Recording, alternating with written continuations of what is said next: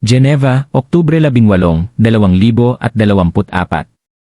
Nagtipon ang mga pinuno ng mundo sa ilalim ng maliwanag na mga ilaw, sinabayan ng mahinang musika at isang tahimik na tensyon. Ang mundo ay pagod dahil sa digmaan, gutom at tumataas na hindi pagkakapantay-pantay. Ang sumit na ito ay inaasahang isa na namang palabas sa telebisyon ng magalang na pagbati at malabong mga pangako. Ngunit may isang bagay na hindi inaasahan ang nangyari. Si Barack Obama na ngayon ay isang iginagalang na estadista ay pumasok sa bulwagan ng may mahinahong katiyakan. Siya ay kumilos ng may tahimik na kahinahunan, nakatakdang magsalita. Sa bandang huli ng araw, ang mga kamera ay humarap sa kanya at ang mga mamamahayag ay sumandal ng may pag-asam. Pagkatapos, mula sa dulong kaliwang bahagi ng silid, isang pangalan ang nagsimulang kumalat ng tahimik. Sa mga delegado, si Ibrahim Traore, ang pinuno ng Burkina Faso, ay pumasok. Hindi nang may pagpapakitang gilas, kundi nang may tahimik na bigat. Hindi siya nakasuot ng mamahaling suit. Sa halip, siya ay nakasuot ng maayos at katamtamang uniforme ng militar. Walang magarbong mga medalya, walang mga palamuti, tanging isang malinaw na kahulugan ng layunin. Nagpalitan ng tingin ang ilang diplomat. Ano kaya ang maidudulot ng isang lalaki mula sa isang maliit na bansang Aprikano sa hapagkainan? Bulong ng isang tao mula sa likuran, ngunit nanatiling hindi natitinag si Traore. Tahimik siyang umupo, magkahawak ang mga kamay, ang mga mata ay nakatuon sa tanghalan. Iilan lamang ang makahula na sa loob ng isang oras ay mabibighani niya ang buong silid at mapaiyak si Barack Obama. Hindi kasama ang kanyang pangalan sa opisyal na listahan ng mga tagapagsalita. Ang focus ng summit ay pandaigdigang pagkakaisa at pagbangon sa panahon pagkatapos ng pandemya, kung saan lahat ng mga talumpati ay naaprubahan na. Ngunit sa isang maikling intermisyon, isang batang babaeng delegado mula sa Niger ang tumayo, ang kanyang boses ay bahagyang nanginginig. Nauunawaan kong hindi ito karaniwang pamamaraan. Ngunit maaari bang magsalita si Kapitan True ng ilang salita? Ang silid ay hindi mapakali, ang mga mata ay umikot sa paligid. Isa sa mga coordinator ng kaganapan ay bumulong gamit ang headset. Si Pangulong Obama, na nakaupo ng mahinahon, ay bahagyang tumango. Sa palagay ko ay dapat natin siyang pakinggan, anya. Isang tahimik na alon ang kumalat sa karamihan. Ang ilan ay pumalakpak, ngunit karamihan ay nanatiling tahimik. Nagmamasdan. Humakbang si True ng walang mga tala, walang teleprompter. Habang nakatayo siya sa likod ng podyum, hinigpitan ng mga kamera ang kanilang focus. Ang mga mamamahayag ay naghanda ng humiwalay sa pag-aakalang maririnig nila ang isa pang pangkalahatang pahayag. Pagkatapos ay nagsimula siya, hindi ako nandito para pag-usapan ang patakaran. Narito ako para pag-usapan ang sakit at ang pag-asa na maaaring lumitaw. Mula rito, natigilan ang silid. Ang kanyang boses ay banayad, ngunit matatag. Ang kanyang accent ay malinaw at taos-puso. Tumingin muna siya kay Obama. Pagkatapos ay diretsyo sa mga kamera. Noong nakaraang taon, patuloy niya, nakakita ako ng mga batang lalaking naghuhukay sa basurahan para lang makain. Nakakita ako ng mga batang babaeng ikinasal. Sabi na 13 para lang mabuhay. Hindi sa isang war zone, kundi sa mga nayon na tinatanaw ng mga lalaking naka-suit. Tumahimik. Maging ang mga tagasalin ay tumigil. Hindi ito isang talumpati tungkol sa politika. Ito ay tungkol sa realidad. Bahagyang gumalaw si Obama sa kanyang upuan habang nagpapatuloy si Traore. Lahat kayo ay nagsasalita tungkol sa muling pagtatayo ng mga ekonomiya. Anya, ang kanyang tingin ay hindi nagbabago. Ngunit ano ang masasabi natin sa isang ina na Nakakakita sa kanyang anak na namamatay. Hindi dahil sa tunggalian, hindi dahil sa sakit, kundi dahil ang $1 bilyong na plano ng tulong ay hindi kailanman nakalampas sa isang talakayan sa boardroom. Isang hininga ang umalingaw sa malawak na silid. Walang batang Aprikano ang dapat lumaki na naniniwalang ang kanilang buhay ay mas mababa ang halaga kaysa sa isang bata sa Paris o New York. Siya ay tumigil. Nanginginig ang kanyang mga kamay hindi dahil sa takot, kundi dahil sa pagsisikap na pigilan ang emosyon. Hindi. Ako. Ipinanganak upang mamuno. Mahinang sabi niya. Ako. Ay ipinanganak sa isang maliit na bahay na walang kuryente. Namatay ang aking ama na may dalang mga ladrilyo para sa mga lalaking hindi man lang alam ang kanyang pangalan. Bahagyang yumuko si Obama, ang kanyang mga mata ay nanatiling nakatayo, ang kanyang panga ay tumitig. Ngunit nakatayo. Ako, patuloy ni Tro. Dahil kahit ang mga nakalimutan ay maaaring bumangon, may isang tao sa karamihan ang suminghot. Pagkatapos ay tumingin ng diretsyo si Tro kay Obama. Ginoo, minsan mo sinabi tayo ang pagbabagong hinahanap natin. Ngunit ang tunay na pagbabago ay hindi nagsisimula sa Washington o Paris.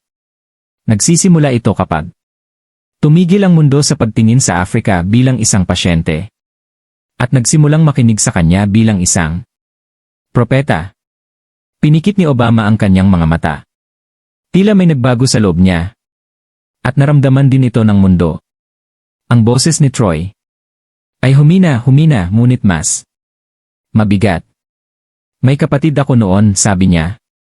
Ang pangalan niya ay Khalifa. Tumahimik ang silid. Bawat tainga ay nakinig. Bawat mata ay nanonood. Kami ay mga bata pa lamang. Naglaro kami ng mga lumang gulong. Hinabol ang mga kambing. Hindi namin kailanman naisip ang mga eroplano o mga computer. Bigas lang ang aming pinapangarap. Siguro karon tuwing linggo. Ngumiti siya ng mahina pagkatapos ay lumunok ng malalim. Noong si Khalifa ay 1-0, naglakad siya ng 5 milya para maghanap ng tinapay. Hindi na siya nakabalik. Sumandal. Si Obama nanikip ang kanyang dibdib. Sinaksak siya para sa isang piraso ng tuyong tinapay. Iyan ang ginagawa ng kahirapan. Hindi lang pagkain ang kailangan. Dignidad ang kailangan. Tinuturuan nito ang mga bata na mabuhay, hindi ang mabuhay. Sa likod, tumigil na sa pagtatype ang tagasalin. Umiiyak siya. Tumingin si Trow sa paligid ng silid. Alam ko ang iniisip ng mga tao kapag naririnig nila ang tungkol sa aking bansa. Mahirap, marahas, at hindi matatag. Pero hindi lang tayo mga numero. Hindi tayo ang iyong proyekto. Tayo ay mga taong may pangalan, may puntod, at may mga alaala. Tumigil siya. Namatay ang kapatid ko sa paghahanap ng tinapay. Pero nandito ako para pakainin ang ibang gutom. Isang gutom para sa hustisya. Hindi pa rin kumukurap si Obama. Nanatiling nakatitig ang kanyang mga mata. May kung ano. May nangyayari. May mas malaki pa sa silid. Lumakas ang hangin. Itinabi ng ilang delegado ang kanilang mga telepono. Ang ilan ay nagsimulang magsulat. Hindi dahil kinakailangan nila, kundi dahil gusto nilang maalala. Hindi kailanman itinaas ni Troway ang kanyang tinig. Gayunpaman, ang kanyang mga salita ay umalingaw na parang kulog. Isang babae mula sa Norway ang yumuko sa kanyang tulong at bumulong, bakit hindi pa natin naririnig ang tungkol sa lalaking ito? Sa kabilang silid, isang diplomadong South African ang nagpunas ng kanyang salamin, nanginginig ang kanyang mga daliri. Itinigil ng mga mamamahayag ang kanilang pag-tweet. Nag-zoom in ang mga kamera. Nanatiling hindi gumagalaw si Barack Obama, tinatakpan ang kanyang kaliwang kamay ng kanyang bibig. Nanlilisik ang kanyang mga mata, ang kanyang mga iniisip ay nasa malayo. Nagpatuloy si Trer sa Burkina Faso. Hindi kami Nanghihingi ng simpatya. Humihingi kami ng pakikipagsosyo. Kapag ang inyong mga kumpanya ay kumukuha ng aming ginto, nagtataka kami, bakit? Walang mga libro ang ating mga paaralan. Kapag ang mga kasunduan ay ginagawa ng palihim, tinatanong namin bakit hindi magkaroon ng kuryente ang ating mga ospital. Sumulyap siya sa gilid. Sa likuran niya, isang malaking screen ang nagpapakita ng tahimik ngunit makapangyarihang mga estadistika. Gutom sa mundo, pagkamatay ng mga bata. Kamangmangan. Gayunpaman, hindi itinuro ni Trang alinman sa mga ito. Hinawakan lang niya ang kanyang dibdib. Ang tunay na krisis ay wala roon. Anya. Nandito ito sa ating mga puso. Sa unang pagkakataon, dahan-dahang inabot ni Obama ang isang tissue. Hindi na siya basta nakikinig. Naantig siya. Isang luha ang mabagal at tahimik na tumulo. Hindi niya ito agad pinunasan. Hinayaan niya itong tumulo na parabang parangalan ang bigat nito. Natigilan ang silid. Muling itinaas ang mga kamera, ngunit walang nagsalita. Napansin ni Trer ang sandaling ngunit hindi huminto. Lumambot ang kanyang boses na parang direktang kinakausap niya si Obama. Ginoo, alam kong marami kang dinala na pasanin. Alam kong sinubukan mong kumilos kung kailan mo kaya. Ngunit, dapat kong itanong, naniniwala ka ba na sapat na ang nagawa natin? Huminga ng malalim, dahan-dahan si Obama. Bumaba si Trey mula sa podium. Hindi. Siya. Naghintay ng palakpakan. Walang dumating. Hindi dahil sa kawalang-galang, kundi dahil walang nakagalaw. Ang katahimikan ay mas mabigat kaysa sa kahit anong salita. Pagkatapos ay tumayo si Obama at ang buong silid ay tila huminga ng sama-sama. Lumapit siya. Sa mikropono, hinawakan ang mga gilid gamit ang dalawang kamay at tumingin ng diretsyo kay Trer. Nagtanong ka, mahina niyang sabi. At wala akong sagot. Tumigil siya. Pero hindi pa ako nakarinig ng kahit ano. Nakatulad ng sinabi mo. Lumingon sa mga tagapakinig, idinagdag niya mga binibini at mga Ginoo, naniniwala akong panahon na para tumigil tayo. At tunay na makinig sa lalaking ito. At nang ganun lang may nagbago. Ang mundo ay nagsimulang magbago. Dahan-dahang bumalik si Trer sa kanyang upuan pagkatapos ng mga salita ni Obama. Ngunit ang kanyang isip ay umalis na sa bulwagan. Wala na siya sa Geneva. Bumalik na siya sa Dori, isang maliit na nayon sa Burkina Faso.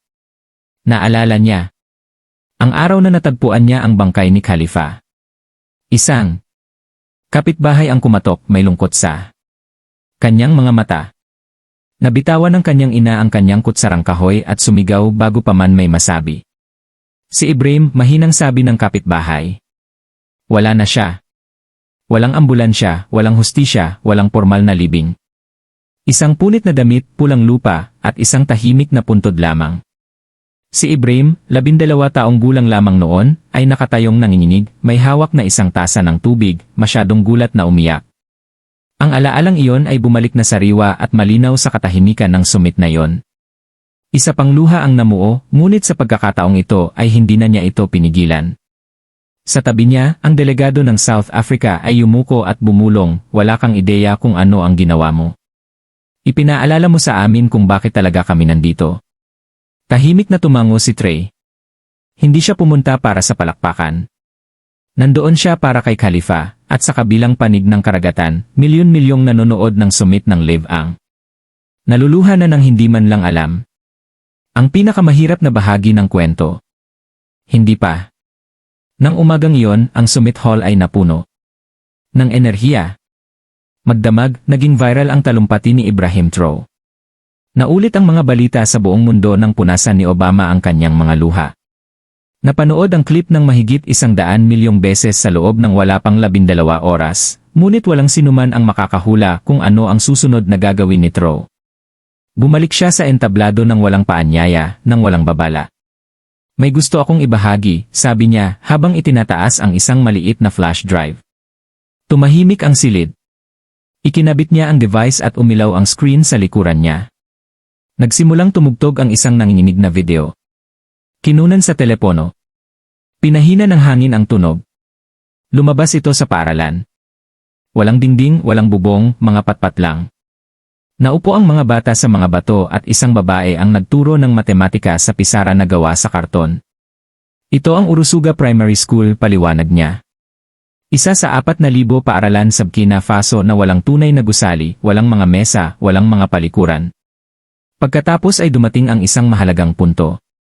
Bumisita ako sa paaralang ito noong nakaraang buwan. Nagpatuloy siya, isang bata ang naglakad ng walang sapin sa paa. Sa loob ng 3 oras para makadalo. Sinabi niya sa akin, "Kapitan, gusto kong maging doktor para mapigilan ko ang mga bata na mamatay tulad ng kapatid ko." May mga hinal. Narinig ang mga manonood. Tinakpan muli ni Obama ang kanyang bibig. Ang batang babae sa video, ang pangalan niya ay Fatou, ay malapit nang baguhin ang lahat. Nang matapos ang video, tumahimik muli ang lahat. Ngunit, sa pagkakataong ito ay hindi na ito takot. Ito ay kalungkutan, pagkakasala at kamalayan. Itinaas ni Trey ang isang maliit na piraso ng papel. Ibinigay niya ito sa akin. Anya. Hiniling niya sa akin na basahin ito kung makakakilala ako ng isang taong may kapangyarihang tumulong. Binuksan niya ang liham. Mahal kong malaking pinuno. Sinimulan niyang basahin ito ng dahan-dahan. Hindi ko alam kung kilala mo ako. Ang pangalan ko ay Fatou. Ako ay Sham. Taong gulang. Namatay ang kapatid ko sa mga kamay ko. Noong nakaraang taon dahil wala kaming ospital. Sinubukan ko. Nabuhatin siya pero tumigil. Siya sa paghina. Isang mahinang hikbi ang narinig mula sa mga manonood. Ayokong laruan, patuloy ng sulat. Gusto ko ng mga libro, sapatos at upuan para hindi ako maupo sa mga langgam. Tumigil si Trier. Nabasag ang kanyang boses. Tinapos niya. Sa ganito. Kung tutulong ka, magiging doktor ako at tutulong ako sa iba. Pangako. Tiniklop niya ang sulat ng may sulat. Pagkatapos, may sinabi siyang mahina ngunit makapangyarihan. Pinapanood ni Fatou ang sumit na ito ngayon. Sali ng kapitbahay. Sa sandaling iyon, binasag ng silid ang katahimikan nito at sa buong mundo ang mga tao ay nagsimula ng magbigay pansin. Ang sumit ay naging emosyonal na ngunit ang sumunod na nangyari ay nabigla. Ang lahat. Tumayo si Barack Obama. Hindi siya naghintay ng palakpakan o pahintulot. Maaari ba akong magsalita? Tanong niya. Tumango ang moderator. Lumakad si Obama papunta sa mikropono. Ang kanyang ekspresyon ay iba, bukas, taos-puso, hindi katulad ng mahinahong figura na nakasanayan ng mga tao. Inilagay niya ang 2 kamay sa plataporma at tumingin ng diretsyo kay Tro. Noong ako ang Pangulo, sinabi niya, nakakita ako ng pagdurusa. Pero hindi ako umiyak sa publiko. Kahit minsan. Tumigil siya. Pero kahapon umiyak ako. Dahil may napagtanto ako. Hindi ako tunay na nakinig. Hindi sa mga boses na tulad ni Fatou, hindi sa mga pinunong tulad ni Ibrahim. Ang silid ay natahimik ng may pagtataka. Dagdag niya, minsan ay bumisita ako sa isang paaralan sa Kenya. Na walang bubong pero umalis ako. Hindi ako nagpalipas ng gabi. Hindi ako umupo sa walang bubong na lupa. Hindi ako naghawak ng batang may sakit. Tulad ng ginawa niya. Pagkatapos ay humarap si Obama kay Trower at nagsabi ng isang bagay na hindi inaasahan. Pinaalala mo sa akin kung sino ang gusto kong maging. Noong bata pa ako. Lumayo siya sa tanghalan. At sa sandaling iyon ang mga maimpluwensyang tao sa silid ay walang sinabi. Nang sumunod na araw, nagbigay si Tre ng huling pag-update. Hindi ito nakalista sa agenda ng summit. Pero ngayon ay binibigyang pansin na ng mundo. Milyon-milyon ang nanonood mula sa mga telepono at telebisyon. Itinaas niya ang isang lumang litrato. Ito, anya, ang tinatawag nating ospital sa imahe ni Jibo. Isang pader ang nabasag. Na parang nabangga, isang kinakalawang na poste ng at 2 nurse na gumagamit ng kanilang telepono. Mga flashlight upang tumulong sa panganganak. Mahinang nagsalita si Troy. May isang gabi, panimula niya ng ang generator na bigo. Isang batang lalaki na nagngangalang Sif ang nangangailangan ng oksiheno. Isang nurse ang tumakbo palabas at sumisigaw ng tulong. Walang dumating. Tumigil siya. Hinawakan ko ang kamay ng batang iyon. Nagkwento ako sa kanya. Kahit alam kong baka hindi na siya. Makalipas ang 1 oras. Tumahimik ang silid. Namatay si Sif noong 2 oras 17 minuto ang kanyang mga huling salita. Ay, sabihin mo sa nanay ko na hindi ako umiyak. Ang summit hall ay napuno ng emosyon. Hindi kailanman itinaas ni Troy ang kanyang boses, ngunit sa mabigat na katahimikan na yon, sa masakit na katapatan na yon. Ipinaramdam niya sa bawat pinuno ang bigat ng pagkabaliwala, ang sakit ng kahirapan at ang trahedya ng pagkamatay na hindi napapansin hanggang ngayon. Ilang oras lamang matapos ang mga huling salita ni Troy. May nangyaring nakakagulat. Isang mensahe ang dumating mula kay Barack Obama. Ito ay maikli. Kailangan nating gumawa ng isang bagay. Kaagad. Tawagan ako. Binasa ni Troy ang mensahe pagkatapos ay tumingala sa mga kamera. Wala siyang sinabi, ngunit ang kanyang mga mata ay kumikinang. Sa likod ng mga eksena may nabago ng tahimik, malalim.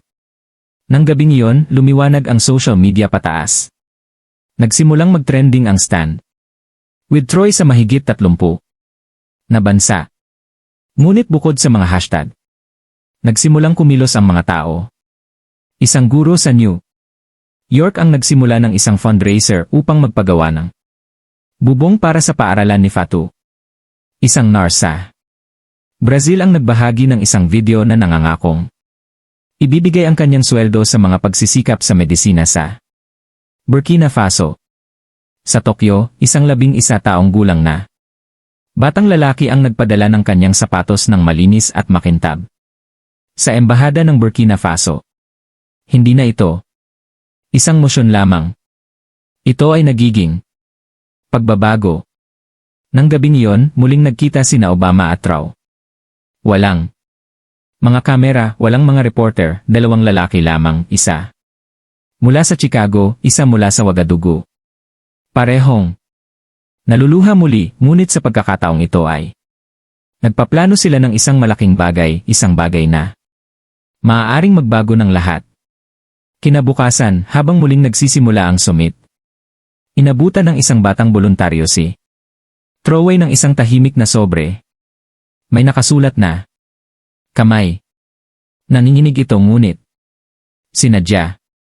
Dahan-dahan niya itong binuksan. Binuksan niya ang sobre. Sa loob ay isang sulat. Mula kay Fatu, ang batang babae na mga salitang ibinahagi noong una niyang talumpati. Isinulat niya, mahal kong Tio Ibrahim, nakita kita sa telepono ng aking tiyo. Nabasa mo ang mga salita ko. Hindi ko akalain na maririnig ako ng mundo. Nang marinig kitang banggitin ang pangalan ko, sigaw ko. Sumigaw ang buong nayon ko. Gumuhit siya. Nang larawan sa tabi ng kanyang pangalan, isang stick figure ni Trower nakatayo sa tabi ng isang nakangiting batang babae na may hawak na mga libro. Sa ibaba, idinagdag niya, pinaniwala mo ako na kaya ko ring maging pangulo. Kung ako ay maging pangulo, ayusin ko ang lahat ng ating sirang mga upuan at sisiguraduhin na ang bawat babae ay makakakuha ng kanyang sapatos. Hinawakan ni Treer ang sulat gamit ang dalawang kamay. Sa unang pagkakataon sa publiko, nanghina ang kanyang boses. Maging ang mga tagasalin ay tumigil. Mula sa unang hanay, itinapat ni Obama ang kanyang kamay sa kanyang puso. Hindi na ito basta isang talumpati lamang. Ito ay isang bagay na higit pa sa politika o kapangyarihan. Nang maglaon ng araw na yon, isang mamamahayag mula sa Denmark ang naglabas ng footage na ikinagulat ng mundo. Hindi ito galing sa ito ay isang video mula sa nakatagong kamera. Nakinunan 6 na buwan na ang nakalilipas sa isang rural na klinika sa hilagang Kina Faso. Ipinakita sa video ang tray na walang seguridad, walang media. Mainat na binalot ang binti ng isang umiiyak na bata. Walang guwantes, walang tauhan, tanging siya lamang ang nakaluhod sa maalikabok na sahig at bumubulong para aliwin ang bata. Ang caption ng mamamahayag ay nagsasabing, ito ang lalaking binaliwala ng mundo hanggang ngayon. Sa loob ng ilang oras, umabot sa 50 milyong views ang video. Sinimulan itong i-repost ng mga kilalang tao. Naglabas ang Doctors Without Borders ng isang bihirang pampublikong pahayag. Hindi pa kami nakakita ng isang nakaupong pinuno ng estado na gumawa nito, lalo na kung wala sa kamera. Nag-tweet si Obama, ito ang ibig sabihin ng pamumuno. Hindi pagganap, hindi mga talumpati, pakikiramay lamang. Hindi kailanman tinalakay ni Treor ang kuha. Nang tanungin kung bakit hindi niya isinapubliko ang pagbisita, sumagot siya, hindi. Nangailangan ng Pangulo ang batang iyon. Kailangan niya ng ama. Ang mga taong dating nanonood sa kanya ng interes ay nanonood na ngayon ng may emosyon. Napansin na ng mundo. Ngunit pagkatapos, ay dumating ang isang huling sandali na nakaantig sa lahat. Sa panahon ng pangwakas na sesyon ng summit, isang opisyal ng ASEAN ang sumugod sa tanghalan, dala ang mga agarang balita. May lindol, anya, sa silangang Burkina Faso. Ilang paaralan at klinika ang gumuho. Daan-daan ang kinatatakutang nakulong. Napasinghap. Katahimikan. Lahat ng kamera ay nakatutok kay Tro. Tumayo siya. Kailangan ko. Nang umalis, mahinahon ngunit matatag niyang sabi. Nag-atubili ang moderator. Ngunit Pangulong Tror nakatakda. Mung isara ang tuktok habang nakatingin sa daan. Silid na puno ng mga pinuno ng mundo. Sagot niya. Ang aking tuktok ay kung saan nakahimlay ang aking mga tao sa ilalim ng mga guho. Tumalikod siya at lumabas. Walang dramatikong paghinto, walang hiyawan. Tumayo si Obama at nagsimulang pumalakpak. Isa-isa, lahat ng nasa bulwagan ay sumunod. Hindi ito palakpakan. Ito ay pagkilala. Nang gabing iyon, nakuhanan ng mga imahe ng satellite si Treor sa lugar ng sakuna. Walang suit, walang medalya, tanging siya lamang ang naglilinis ng mga kalat gamit ang kanyang mga kamay. Nang balikatan kasama ang mga lokal. Tinawag ito ng mga taga-Nayon na isa sa mga pinakawalang pag-imbot na gawa ng modernong pamumuno. Isang news anchor sa Ghana ang nagsabi lamang, ang lalaking iyon ay hindi lamang nagsasalita sa mundo. Ipinaalala niya sa amin kung ano ang ibig sabihin ng pagiging tao. Habang nagsisimula ang mga pagsisikap sa pagsagip kasunod ng lindol, nakuhanan ng internasyonal na media ang isang makapangyarihang sandali na umalingaw-ngaw. Sa buong mundo, isang batang lalaki na hindi higit sa 6 na taong gulang ang nakuha mula sa mga debris pagkatapos ng 18 oras. Nababalot ng alikabok, inabot niya at kumapit sa unang taong nakita niya. Ito ay si Trow. Hindi nag-atubili si Trow. Hindi niya hinanap ang mga kamera. Mahinahon niyang bumulong, ligtas ka na ngayon. Tuminala ang batang lalaki at nagtanong, ikaw ba ang Aking ama? Tumigil si Troy, ang kanyang mga mata ay napuno ng luha. Tumango siya at sumagot. Ngayon ako. Nag-viral ang clip, hindi dahil ito ay isinulat, kundi dahil ito ay totoo. Nang gabing iyon, sa isang tahimik na studio ng EI sa London, pinunasan ng isang anchor ang mga luha sa live na telebisyon. Sa Lagos, gumamit ng mga krayola ang mga batang nasa paaralan upang gumuhit ng mga larawan ni Turo na karga ang batang lalaki. Mula sa Seoul hanggang sa Paulo, ang usapan ay hindi tungkol sa politika, armas, o kalakalan. Ang mga tao ay nagsasalita tungkol sa pagmamahal, empatya, at isang lalaking piniling mamuno, hindi nang may ego, kundi nang may habag. Habang nanonood mula sa bahay, nanginginig ang boses ni Barack Obama habang sinasabi niya sa isang reporter, ngayon ay naiintindihan ko na ang ibig niyang sabihin. Ang batang iyon ay hindi basta-basta hinugot mula sa mga guho. Siya ay nailigtas mula sa isang mundong nakalimutan kung paano makiramdam. Opisyal nang natapos ang summit, ngunit isang huling tagapagsalita ang inimbitahan sa tanghalan, hindi planado at hindi naka-schedule. Tumayo si Obama. At nagsimulang wala ito sa ayenda, ngunit pagkatapos ng ating nakita, naniniwala ako na dapat tayong tumugon. Bumaling kay Troy, sinabi niya, nang magsalita ka, sinabi mo sa amin na ang tunay na kapangyarihan ay hindi tungkol sa pagsasalita ng higit sa iba. Ito ay tungkol sa pagkakaroon ng lakas ng loob na lumuhod sa tabi nila. Ipinaalala mo sa amin na ang tungkulin ng isang pangulo ay hindi dapat palakpakan, kundi ang maging isang taong maaari ng mga tao na iyakan. At pagkatapos ay may sinabi kang isang bagay na lagi kong maaalala. Hindi tayo mga pinuno dahil tayo ay matalino. Tayo mga pinuno dahil may isang taong nagtitiwala na hindi tayo lalayo kapag naging mahirap ang mga bagay-bagay. Nang matapos siyang magsalita, namula ang mga mata ni Obama. Ang silid ay tunay na tumahimik. Walang palakpakan, walang mga bulong, tanging tunog lamang ng pagtibok ng mga puso. Bumaba si Obama sa entablado at niyakap si Trayer.